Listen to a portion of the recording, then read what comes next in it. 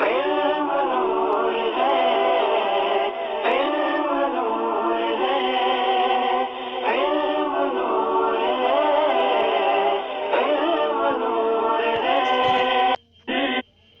الحمد للہ الذی ابدع الافلاک والارضین والصلاة والسلام علی ما کان نبیا وآدم بین الماء والتین اما بعد فاعوذ باللہ من الشیطان الرجیم بسم اللہ الرحمن الرحیم۔ الحمد للہ عز وجل۔ ہم صرف کوئز پڑھ رہے تھے، تقریباً اس کے 148 سوال و جواب ہم پڑھ چکے ہیں۔ آج ہم انشاءاللہ عز و جل مزید سوال و جواب پڑھیں گے، تو آئیے شروع کرتے ہیں۔ فعل نہیں، سوال نمبر 149۔ فعل نہیں کا لغوی و اصطلاحی معنی بتائیں۔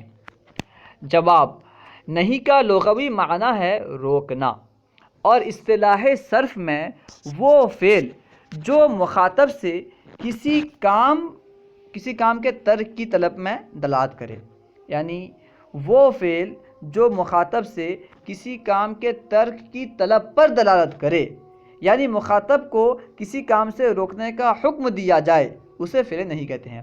جیسے لا تضرب، تو مت مار۔ سوال نمبر 150۔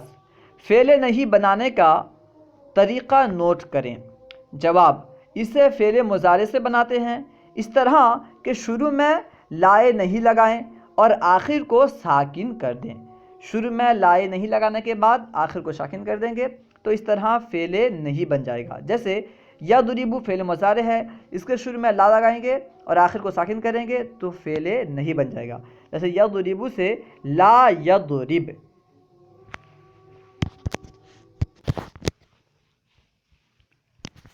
سوال نمبر 151۔ لائے نہیں لفظاً و معناً کیا عمل کرتا ہے؟ جواب: لفظی عمل۔ جن 5 صیغوں کے آخر میں ضمہ اعرابی آتا ہے انہیں ساکن کر دیتا ہے، یعنی واحد مذکر غائب اور واحد مؤنث غائب، واحد و جمع متکلم اور واحد مذکر حاضر، ان کے آخر کو ساکن کر دیتا ہے۔ اگر آخر میں نون اعرابی اور حرف علت ہو تو انہیں گرا دیتا ہے۔ 2 صیغوں کے مبنی ہونے کی وجہ سے کوئی عمل نہیں کرتا، یعنی جمع مؤنث غائب، جمع مؤنث حاضر، ان پر کوئی عمل نہیں کرتا۔ معنوی عمل: فعل مضارع کو مستقبل کے ساتھ خاص کرنے کے ساتھ ساتھ ترک فعل کی طلب والا معنی بھی پیدا کر دیتا ہے۔ لا نفی کیا کرتا ہے؟ فعل مضارع کو ایک تو مستقبل کے ساتھ خاص کر دیتا ہے، نیز طلب والا یعنی ترک فعل کو طلب کرنے والا معنی مضارع میں پیدا کر دیتا ہے۔ اسم فاعل۔ سوال نمبر 152۔ اسم فاعل کسے کہتے ہیں؟ جواب: وہ اسم جو کام کرنے والے کی ذات پر دلالت کرے، جو اسم کام کرنے والے کی ذات پر دلالت کرے اسے اسم فاعل کہتے ہیں۔ سوال نمبر 153۔ ثلاثی مجدد سے اس کا کیا وزن آتا ہے؟ جواب: فاعل، یعنی ثلاثی مجدد سے اسم فاعل کا وزن فاعل آتا ہے۔ فاعل کا معنی ہے کرنے والا ایک مرد۔ سوال نمبر 154۔ اسم فاعل کے بنانے کا کیا طریقہ ہے؟ جواب: اسم فاعل کے پہلے صیغے کو فعل مضارع یضرب سے بناتے ہیں، یعنی واحد مذکر غائب سے بناتے ہیں، اس طرح کہ علامت مضارع کو حذف کریں، یضرب سے یا کو حذف کریں، پھر فا کلمے کو فتحہ دیں، فا کلمہ یا جو کہ ضاد ہے جو کہ ساکن ہے اسے فتحہ دیں، پھر اس کے بعد الف اسم فاعل کی علامت لائیں، اسم فاعل کی علامت جو کہ الف ہے اسے لائیں فا کلمے کے بعد، پھر عین کلمے پر کسرہ نہ ہو تو کسرہ دیں، اگر عین کلمے پر کسرہ نہ ہو تو کسرہ دیں، پھر آخر میں تنوین تمکن اسم کی علامت لائیں تو یہ ضاربن ہو جائے گا، یعنی یضرب ہے، یا کو حذف کریں، ضاد کو فتحہ دیں، اس کے بعد الف جو کہ اس میں فاعل کی علامت ہے اسے لائیں، پھر اس کے بعد عین کلمہ جو کہ را ہے اگر اس پر کسرہ نہ ہو تو کسرہ لائیں، کیونکہ یضربو میں کسرہ ہے تو کسرہ لانے کی حاجت نہیں ہے۔ اور آخر میں یعنی با کو تنوین دیں، تنوین تمکن جو کہ اسم کی علامت ہے اسے لگا دیں، تو اس طرح ضاربن بچ جائے گا، اس کا معنی ہوگا مارنے والا، ٹھیک ہے، یضربو سے ضاربن یعنی مارنے والا۔ اسم مفعول، سوال نمبر 155، اسم مفعول کسے کہتے ہیں؟ جواب، اسم مفعول وہ اسم جو اس ذات پر دلالت کرے جس پر فاعل کا فعل واقع ہوا ہو، جو اسم اس ذات پر دلالت کرے جس پر فاعل کا فعل واقع ہوا ہو اسے اسم مفعول کہتے ہیں۔ سوال نمبر 156، ثلاثی مجرد سے اس کا کیا وزن آتا ہے؟ جواب، مفعول، یعنی ثلاثی مجرد سے اسم مفعول کا وزن مفعول آتا ہے، اس کا معنی ہے کیا ہوا ایک مرد۔ سوال نمبر 157، اسم مفعول بنانے کا کیا طریقہ ہے؟ جواب، اسے فعل مضارع مجہول یضرب سے بنائیں گے۔ اسم مفعول کسے بنائیں گے؟ فعل مضارع مجہول سے بنائیں گے، یضرب سے، ٹھیک ہے۔ علامت مضارع کو ہٹا کر اس کی جگہ میم مفتوح علامت اسم مفعول لائیں۔ یضرب میں جو یا علامت مضارع ہے اس کو ہٹا کر کے اس کی جگہ علامت اسم مفعول میم مفتوح لگائیں۔ فا کلمے کو اس کی حالت پر چھوڑ دیں، یعنی ساکن رہنے دیں۔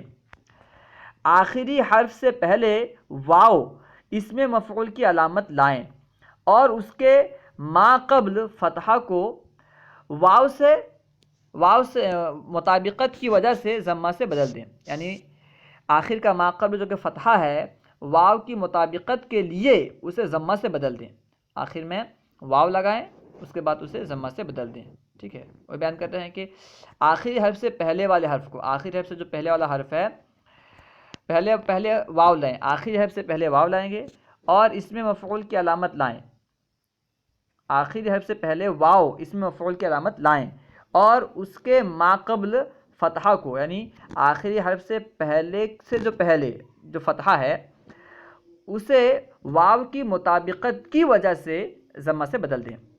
آخر میں تنوین تمکن اسم کی علامت لائیں تو یہ مضروبن ہو جائے گا۔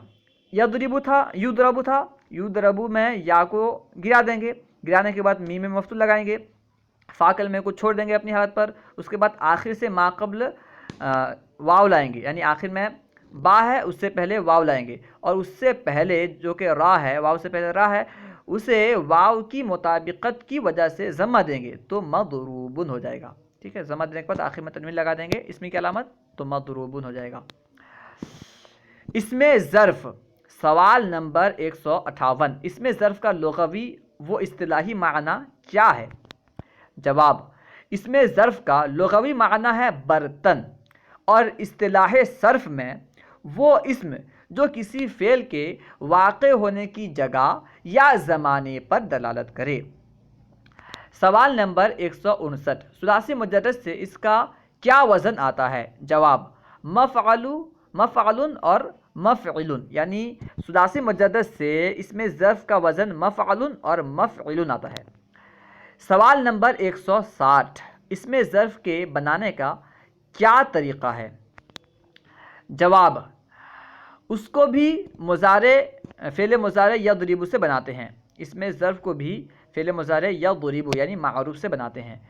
علامت مضارع کو حذف کر کے اس کی جگہ میم مفتوح اسم ظرف کی علامت لائیں، فا کلمے کو اس کے حال پر چھوڑ دیں، لام کلمے پر تنوین تمکن لائیں تو یہ مضربن ہو جائے گا۔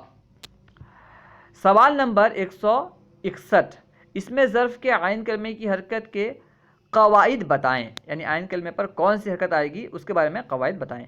جواب، اسم ظرف کا عین کلمہ باب سمعہ، فتحہ، نصرہ، کرما اور ناقص سے مطلقاً یعنی کوئی بھی باب ہو مفتوح یعنی مفعل کا وزن آتا ہے۔ سمعہ، فتحہ، نصرہ، کرما سے اور ناقص سے مطلقاً مفتوح یعنی مفعل کے وزن پر آتا ہے، مفعل کے وزن پر آتا ہے۔